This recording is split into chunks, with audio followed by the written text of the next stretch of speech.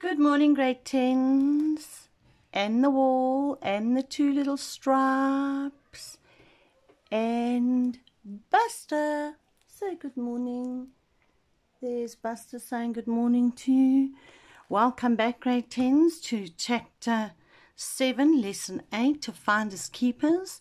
It's a little bit longer than the others, so without any further discussion, I'm going to start reading it to you immediately, and we'll chat once we have done it and then look at questions and answers, etc. So I'm reading to you from chapter 7 on page 41.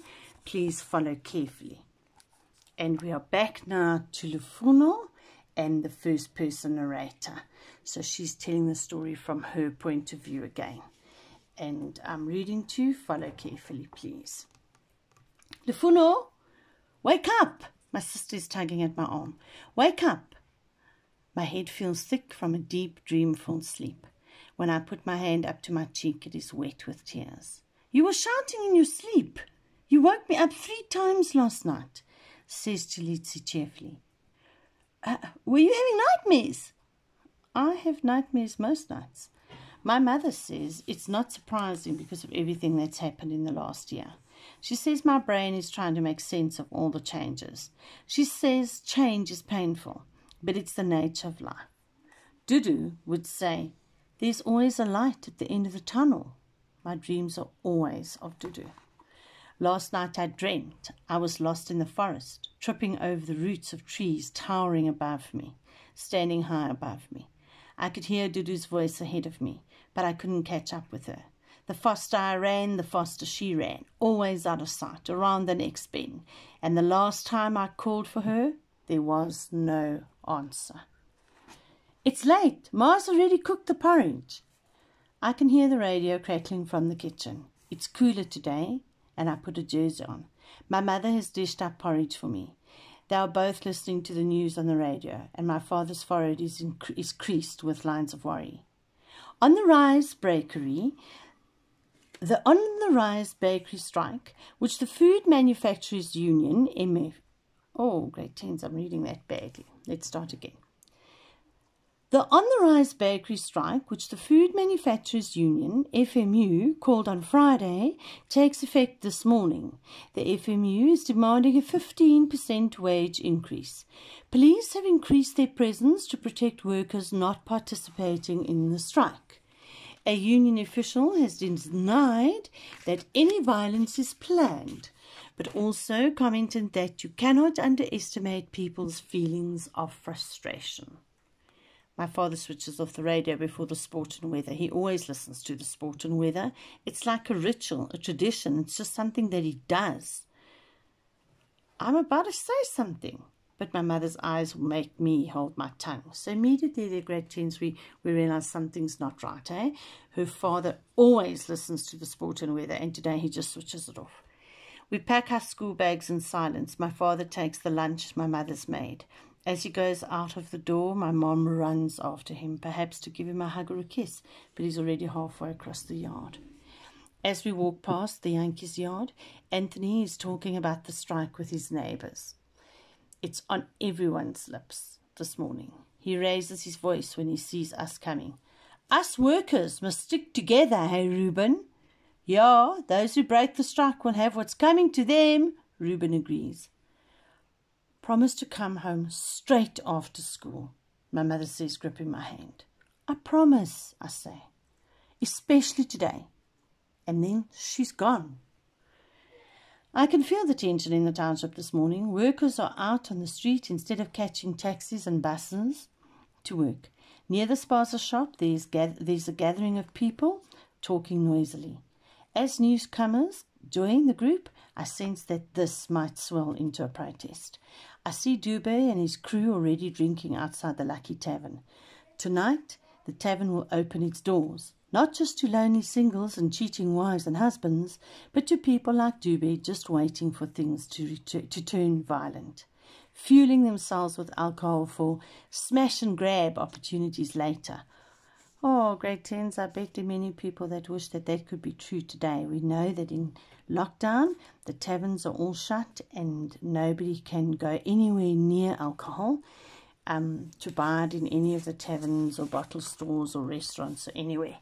But in the time of this novel, obviously not a lockdown period in our lives, they know that they go to the tavern where these young schoolies can just cause mischief and get drunk. Noki is waiting for me by the spaza with Chantal. Instead of talking about school and Cindy, our favourite topics, they are talking about the strike. Noki's father is on strike, but he's worried that things will turn violent and people will take the law into their own hands. He once witnessed a man become a victim of mob justice. Now, mob justice is when people in the community don't wait for the police and for the law and for people to be arrested. They take it into their own hands in the community, and they often are very violent during mob justice. As we board the taxi, Chantal says, "My mother is not going to work today. She's worried about our house if she leaves it empty. Last night we heard rocks being thrown on the roof. It's a warning." Chantal's father, like my parents, has gone to work. Even in the taxi, there is a tense atmosphere. It's only when Mikasa comes onto the radio and the mood lifts and everyone starts singing along. By the time we get to school, I'm feeling more relaxed. I can't wait to see Mandla, and I'm hoping like mad I'll get my bracelet back. But when I get to class, Mandla's seat is empty.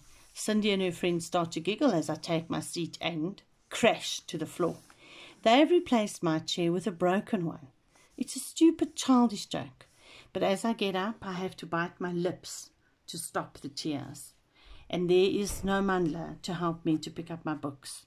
"Shame, you must have put on weight overnight," says Cindy triumphantly, celebrating her silly victory. "Ignore her," says Funeka, the friendly girl next to me, as she helps me with my books and gets another chair. "She's just jealous because you are pretty and Mandla clearly likes you." Mandla comes in late, halfway through English, when we are role-playing a scene from our book. Funeka is my partner. I glance up at Mandla quickly. He looks like a storm cloud today, and I wonder what has happened. Funeka and I are practicing our dialogue when I hear a scuffle behind me. Mandla has grabbed the blazer of the boy next to him and is about to hit him when the teacher shouts, "Enough!" Mandla drops his fist. "You will stay behind for both breaks," says the teacher, "and you have detention on Friday." Mandla doesn't say anything, but the boy 2 seats in front of him objects. "Miss, Vusi was teasing Mandla. He said, 'I don't care what he said,'" the teacher said. "No violence in this classroom." At break, when we should be meeting down at the tree, Mandla is cleaning the classroom. On my way across the quad, I see the group of boys who hang with Mandla, standing against the wall of the toilets in the sun, sharing a scaif. Now, a scaif is a cigarette, and so there's a group of boys standing against the wall in the sun, sharing a cigarette. They take quick drags on it, breathing the smoke out slowly as they pass it around. I walk past them and stop around the corner. They are talking about what happened in class. I hover, I wait, I don't move, I stand quietly, I hover, listening in on their conversation, trying to catch Mandla's name. "Hey, did you see Mandla's father at that match, the big chief? I bet he's got some girl back in the Eastern Cape. That's why he's not interested in Cindy or any other girl at school." I bet Tando insulted his Eastern Cape love. That's why I clapped him.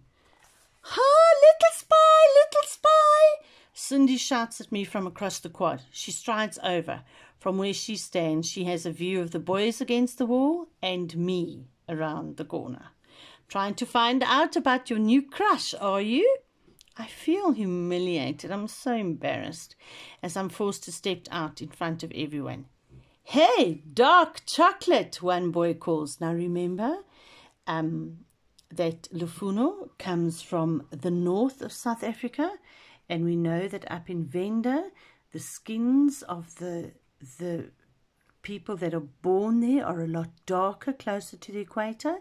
And then as you move from Venda and you then go south and you move to the Western Cape, people's skins are lighter. So now, during the break, one of these boys shout, "Hey, dark chocolate," referring to Lufuno's skin. "Are you hanging around, hoping for scraps?" Cindy asks me for the boy's benefits. "Hi, Cindy, don't be such a bitch," one of the boys says. "This one thinks she has a chance with Mandla," says Cindy to the boys. "She doesn't know his father's a chief. Royalty doesn't mix with trash." Oh, I'm relieved when Chantal walks over and takes my arm. "Come, Lufuno, let's go back to class."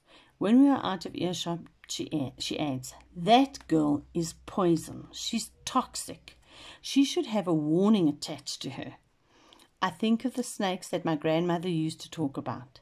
The black mamba that seeks you out and injects venom into your veins. Cindy is like that mamba, seeking out its prey. I know she will be even more toxic and venomous and poisonous if she finds out that Mandla still has my bracelet. I've given up on the idea of getting it back today. Mandla hasn't even spoken to me. After school, I catch up with Norki. "Is it true that Mandla's father is a chief?" I ask her. "So they say," says Norki. "Have you ever been to his aunt's house?" Chantal asks Norki. "They say it's really nice. There is a big paved courtyard outside, perfect for a party. His aunt works at the bread factory," says Norki. "She's in the office there. I wonder if she has met my mother and father, and what she would think of her nephew keeping my bracelet." We walk out of the school gates and along the pavement to a waiting taxi. Chantal and Norki climb in and are moving up to make space for me on the seat when I feel a tap on my shoulder. I spin around. "Mandla, come with me," he says. "Don't worry, I'll get you home later." Norki gives me a look that says, "Be wary, Lufuno." In other words, be cautious, know what you're doing, be careful. The driver is shouting for the late ones to hurry up. Someone takes my seat next to Norki and the door slams shut. I watch as the taxi drives away. Now, grade 10s, can we just turn back a few pages to where her mother says, "Promise to come home straight after school," my mom says, gripping my hand. "I promise," I say, "especially today." And then she's gone. Now we read on page 46. When I feel a tap on my shoulder, I spin around, and there is Mandla. "Come with me, don't worry, I'll get you home." "Be wary, Lufuno," says Norki, and then the driver is shouting for the late ones to hurry up. Someone takes my seat next to Norki, the door slams shut, and I watch as the taxi drives away. So we see here that Lufuno is in does the direct opposite to what her mother asked her to do, and her mother said to her, "Please come home immediately," and she didn't. So she's actually being a little bit disobedient there, and we need to look at that. All right? And that then is the end of chapter 8. Let's have a look and see in chapter 8. We saw again that Cindy causes trouble for her. We've also seen a part of Mandla here, guys, that I'm a little bit shocked by, hey? We see that Mandla grabs another boy in his class and is prepared to have a fight with him. And then the teacher gives him detention and gives him, he has to stay in during break. But then we see that when Lufuno stands around the corner and listens to what his buddies are saying, he says, "Hey," the one buddy says, "Hey, did you see Mandla's father at the match, the big chief? I bet he's got some girl back in the Eastern Cape. That's why he's not interested in Cindy or any other girl at school." So now even his buddies don't really know what the story is. And remember in the previous chapter, we learned about this Nandi girl, hey? That's a bit annoying. Now, grade 10s, can I ask you, please, that if you are reading ahead, you're spoiling it for yourself. And that's fine. I don't mind, but can I ask you, if you are chatting to other grade 10s, don't spoil it for all of us. Do you just follow on your own? or you read on your own if you need to, if you want to read ahead. But at this stage now, we just know that there is a girl called Nandi in Mandla's life, and we now see that his friends actually say he's probably got a girl somewhere in the Eastern Cape. Remember, down there in the Eastern Cape somewhere, and that is why he doesn't have a girlfriend at the school. And then we see that one of the friends say, I bet Tando, so we know the boy that he was in the fight with, I bet Tando insulted his Eastern Cape love, and that's why he clapped him. And then this horrible Cindy girl goes on to say, little spy, and then tells all the boys that Lefunu is listening to them, and we now understand why Lefunu is called dark chocolate, and we know that's because she comes from Venda, and that people that are born closer to the equator have a darker skin than people who are born down in the Western Cape. All right, that then is the end of the chapter 7. I'd like to ask you please again to make sure that you answer the questions that I've sent to you using the mark allocation as a guide to the length of your answer, and to also make sure that you are completing this work. Again, grade 10s, copy it when I send the memo. You're fooling yourself, you're not fooling me, hey? But when we get back and I look at this book, I need then for you to be quite sure of the answers that you've given me and that you've done them on your own. We have again now met new characters here. We've met Tandu, the guy that he has the fight with, and so keep this list of yours up to date. And again, looking at settings. And then I want you to also be very aware now of what is happening with the strike and at the bakery. All right. Okay, grade 10s, that's the end of our lesson for today. I will speak to you again on Wednesday. I hope that you had a peaceful weekend, and I trust that we'll meet again. I don't know where and I don't know when, but I know we'll meet again some sunny day. Good morning and thank you. The girls can go and the boys can follow. Toodaloo!